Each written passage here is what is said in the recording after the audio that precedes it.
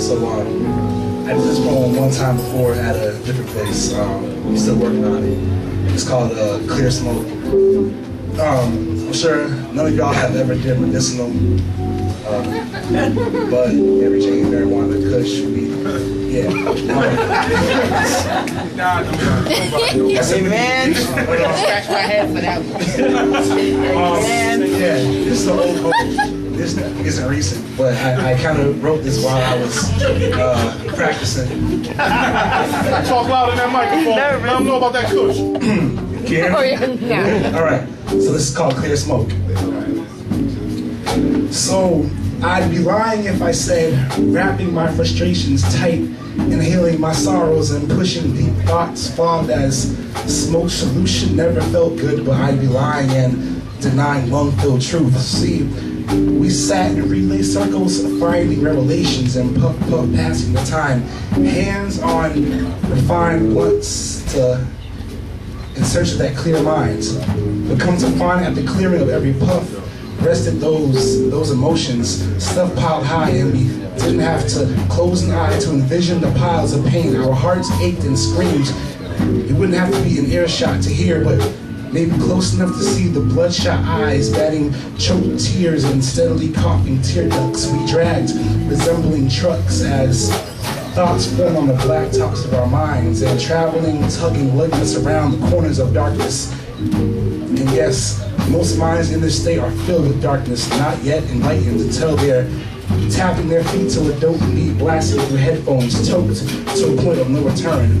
Mind blown to the wind, it's a breeze, and you realize that with your eyes closed, you can see through fog solutions. It's a breeze, and all from smoking some trees. So the haze left my mind amazed, trapped to the brain box and locked with my thoughts taking shape. I couldn't escape one reality for a harsher one. Yes, the truth shall set you free, but believe me, once the fog cleared, I again saw the bottom of me. And clearly all of this happened while watching TV. Finding the truth left scorch marks on my fingertips, lips black, tongue twisted, trying to tell the tale of what just happened. I'd be lying if I said wrapping my frustrations tight, inhaling sorrows and pushing deeply never felt good, but all I'm left with is the bad truth, TV, and empty me. Hey!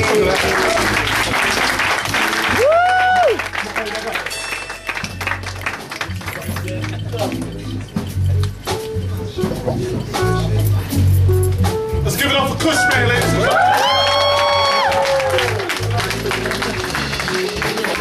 Now listen, I don't want y'all to make any noise or do anything to identify yourselves because, you know, you may not want people to know.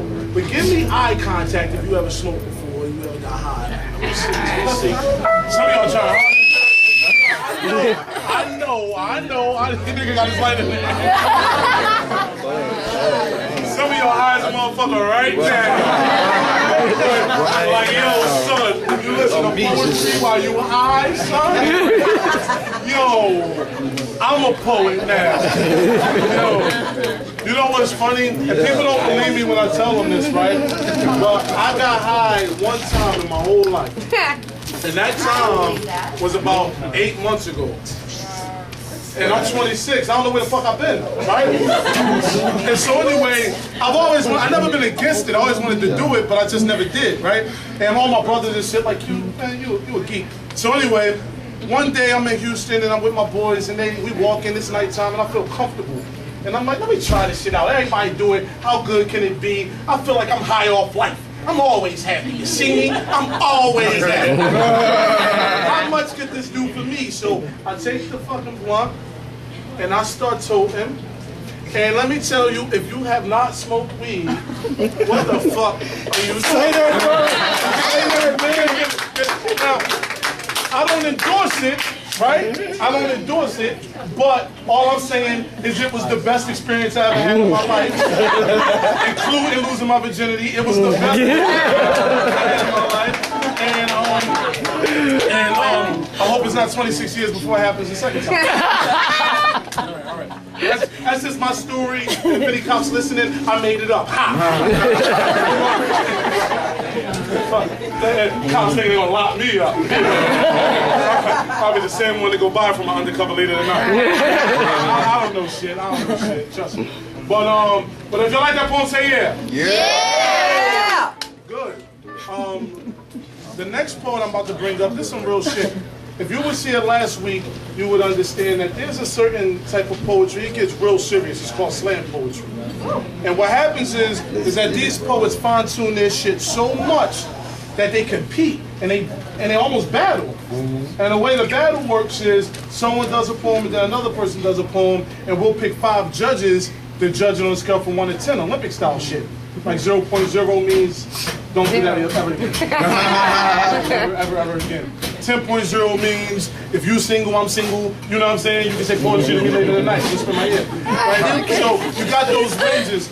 And what happens is that every year there's a national competition. And all the cities have tryouts, literally like basketball tryouts, and they have these slams. And the best 5 poets with the best 5 scores represent that city in a national tournament.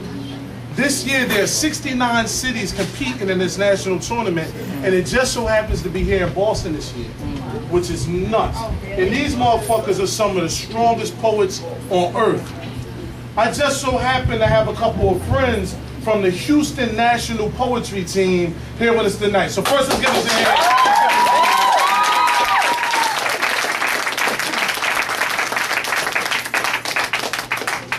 I used to live in Houston. I used to compete on the slam circuit, and I beat all these motherfuckers all the time. But a couple of them, I ain't gonna say him, might have beat me once.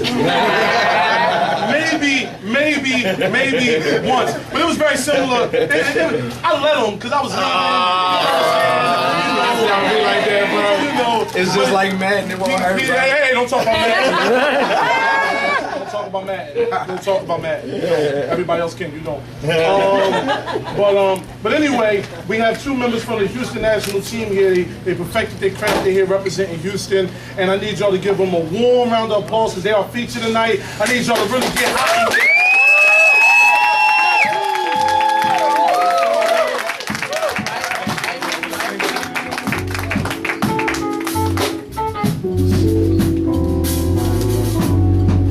Y'all. So, like I said, I'm from Houston. I'm not from here, so I gotta help me out. It was like I was standing outside earlier. There was a girl. I don't see her here now, but she left. And y'all probably know her, but she didn't get it. Like, she didn't realize that enough is enough. Stuffed words into my ears until I was about to bust. See, she was on the cusp of a dissertation. None of my concerns. See, I probably wouldn't mind a conversation if the sister gave me a turn. But it seemed like she talked in run-on sentences with no commas, periods, or any other punctuation that would allow her to take a break. Like her mouth was the savior and my sanity was at stake. You see, first the conversation was straightforward and then it would go astray, telling me about what he said and what she said and what everybody else said. Told me about her whole day. Exclusively, she told me about her whole day. Hidden, damn. Y'all sorry I'm doing this piece. That's all right, keep going. We loving it. Seemingly on a mission to turn my... Fuck, I ain't gonna do that one. Tell me about the CD. Go to the next one. Go to the next track. I'll kick that again. Hold on. I'll do that later. I'll do it later when I remember. I ain't done that one in about 3 years. Wow. I was saying. And so they laughed. Weak at the hips, they fall and grab their bellies.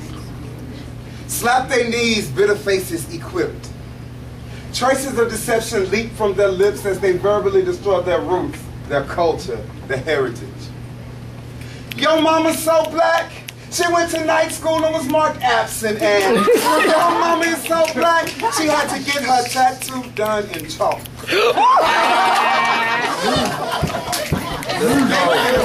Let's go. They cut cut down each other's pride. The blade was their tongue. Their mouths were triggers. Words were guns. Oh, he talking about your mama, son. And so the game begun. They said, your mama's nose is so wide, look like it's trying to touch both of her ears. And your mama is so fat and black that she jumped in the ocean and Bush thought she was an old.